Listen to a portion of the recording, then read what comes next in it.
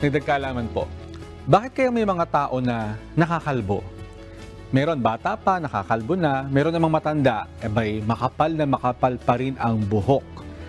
Ang pagkakalbo o hair loss, ayon po sa mga eksperto, ay maaring maganap sa maraming dahilan. At ito ay maaring maapektuhan ng genetic, hormonal, environmental at iba pang mga factor. Narito po ang ilan sa mga posibleng dahilan. Isa sa pangunahing dahilan ng hair loss ay kung may kasaysayan ng ganito po sa pamilya nyo. Mataas ang posibilidad na ikaw ay maapektuhan din.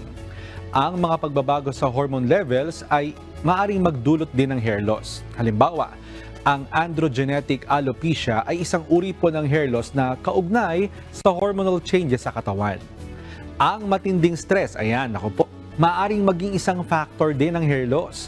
Ang stress ay maaring magdulot ng temporaryong pagkakalbo, isang kondisyon na tinatawag na telogen effluvium. Ang ilang environmental factors tulad ng masamang kalidad ng hangin, mataas na level ng polusyon o masamang kalusugan ng ating mga anit ay maaring makaapekto rin sa kalusugan ng buhok. Mahalaga ang pangangalaga sa buhok at kung ang isang tao ay napapansin na hindi pangkaraniwan yung hair loss, mainam na kumonsulta sa isang doktor o dermatologist para sa tamang pagsusuri at payo. Ang tamang diagnosis ay mahalaga upang malaman ang pinaka-epektibong paraan ng paggamot. Sana po may natutuhan kayo at laging tatandaan, mapalad ang tao na nakakasumpong ng karunungan at ang tao na nagtatamo ng kaunawaan.